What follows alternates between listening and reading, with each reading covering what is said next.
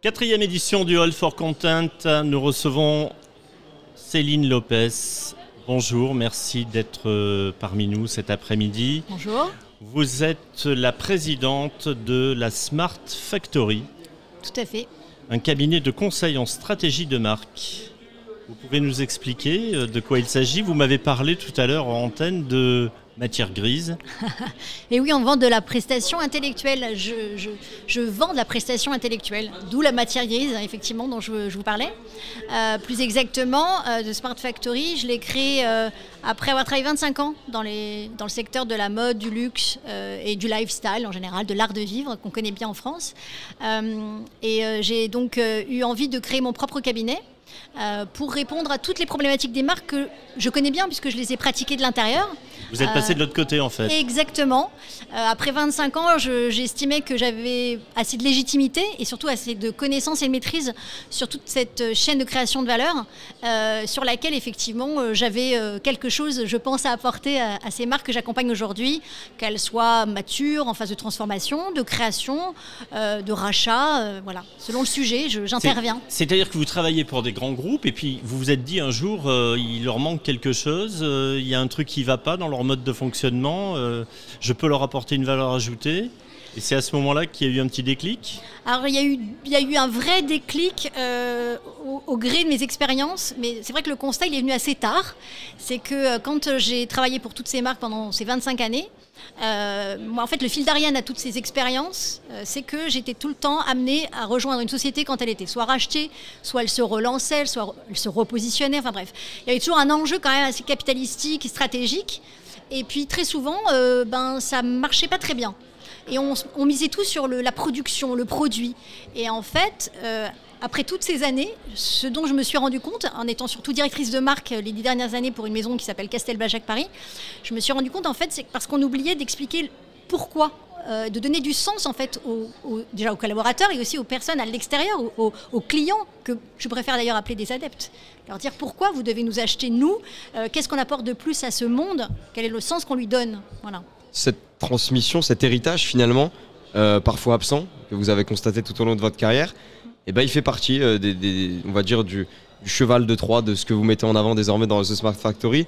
Ça passe par une approche sur mesure. On sait dans quoi on va et on sait vers quoi on va surtout. Oui, c'est-à-dire que en fait, très concrètement, j'ai des convictions un peu assumées que je défends.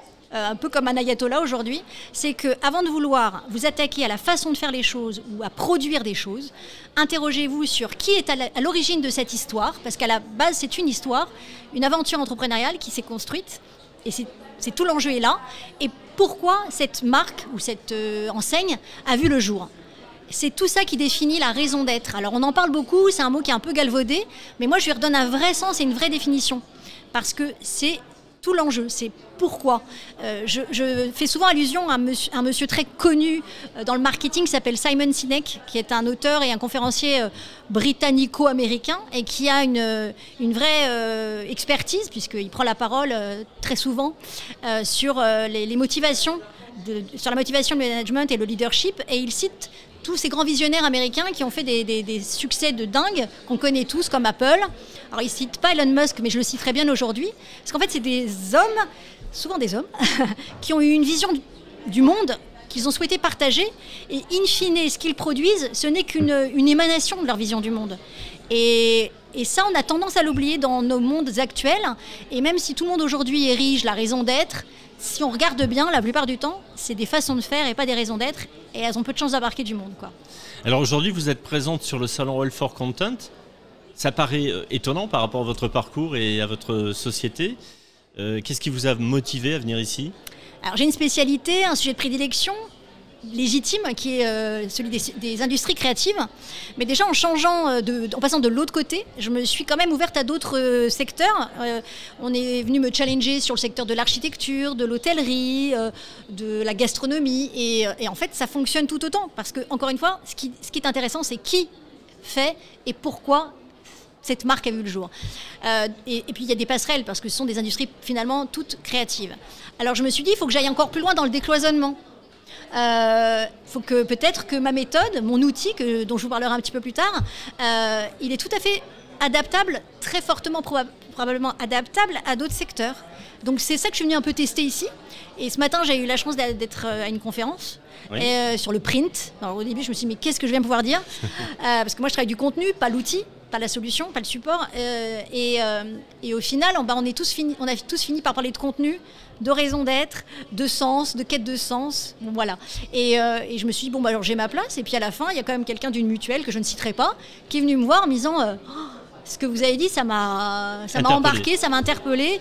Il y a probablement quelque chose à faire ensemble. Je me suis dit, bon, bah voilà, j'ai tout gagné alors. J'ai tout gagné, non pas comme client, mais j'ai tout gagné dans le sens où j'avais une intuition qui était que ça pouvait se décloisonner. Et effectivement, il y a des chances que ça puisse être décloisonné. Et alors, c'est quoi votre solution magique ? Alors, elle est ni magique, ni révolutionnaire, ni innovante. Elle a juste le mérite d'être une alternative. Elle a le mérite d'exister déjà. Elle a le mérite d'exister, d'avoir fait ses preuves auprès de pas mal de marques et d'enseignes différentes. Donc c'est ça qui est intéressant. Et ce qui est sûr, c'est que moi, quand j'étais dans les marques, j'ai eu des super cabinets de conseil qui sont venus me prodiguer de super conseils avec des super outils que je ne citerai pas aujourd'hui. Vous en avez tenu compte chaque fois ? J'ai essayé, mais la plupart du temps, je ne savais pas quoi en faire et ils finissaient au fond d'un tiroir. Et je sais que mon patron de l'époque l'avait payé une fortune. C'est ce que j'allais vous dire. Ouais. Ils étaient payés très cher. Exactement. Et je me suis dit, en fait, bon, déjà, ça ne vaut pas ce prix-là, très sincèrement, et en plus, ça ne sert à rien. Donc, c'est la double peine. Donc, je me suis dit, il faut développer cette identité, mais pas avec les outils d'aujourd'hui. Ils sont inadaptés, inappropriés, et surtout, ils manquent de profondeur. Voilà. Ça, c'est mon principe. Et au gré aussi de rencontres et de lectures, je me suis forgé une espèce de programme, d'outils qu'aujourd'hui je mets en application et qui effectivement permettent vraiment aux gens que j'accompagne, aux entrepreneurs jeunes et moins jeunes ou repreneurs, de vraiment trouver leur singularité, leur raison d'être. Et surtout, ils sentent que c'est un socle pour déployer toute une stratégie et du business. Parce que moi, à la fin, c'est ça que je cherche, c'est qu'on fasse du business, mais avec du sens. Il y a cette identité de marque matérielle ou immatérielle que vous évoquez assez largement et qu'on comprend de par votre expérience. Mais si on se met à la place d'une plus petite entreprise, d'un plus petit média qui souhaite quand même se développer, avoir sa propre stratégie de marque, comment on part de zéro quand on a parfois pas forcément d'héritage ou d'histoire finalement ? Ah, mais alors en fait, les racines, c'est pas l'histoire nécessairement. Et on a tous une histoire, de toute façon. Il y en a même deux. Il y a l'histoire personnelle, sa propre trajectoire de vie, voilà. Bon, et généralement, quand on crée une marque, on a au moins 18 ans. Oui, bien sûr. Donc il s'est passé déjà des trucs. Et voilà, on n'a pas besoin d'avoir de la bouteille, c'est pas du tout ça. C'est le parcours de vie, beaucoup de choses qui se sont passées dans l'enfance. C'est un peu psychanalytique ce que je dis, mais c'est vrai. Et ce qui fait qu'au bout de... vous avez donc ce parcours, cette trajectoire personnelle, mais surtout, il ne faut jamais l'oublier, on fait parcours d'une histoire plus collective. On s'inscrit dans une époque, et souvent on est aussi l'héritage d'une famille. Bien sûr. Et en fait, tout ça, ça n'y paraît pas, mais ça vous construit, ça construit votre identité, et surtout, ça construit votre vision du monde. Et à partir de cette vision du monde, vous êtes capable d'être le meilleur visionnaire et de surtout le partager. Après, il faut qu'on vous aide à le formaliser, à le rendre clair, à rendre ce qui est intime universel, à rendre ce qui est immergé émergé. Voilà. Et ça, c'est ce travail-là que je fais avec eux. Mais on est tous uniques et on est tous forts de nos différences et on a a priori tous quelque chose à dire. Voilà. Vous êtes présente sur ce salon pour la première fois. Vous allez vraisemblablement revenir parce que, a priori, vous commencez à avoir des contacts en relationnel qui semblent être intéressants pour vous. Ouais. Merci d'avoir participé à ce plateau cet après-midi. Je rappelle le nom de votre société, Smart Factory. Merci beaucoup, Madame Lopez. Et puis, à bientôt. Au plaisir. Au plaisir. Au plaisir.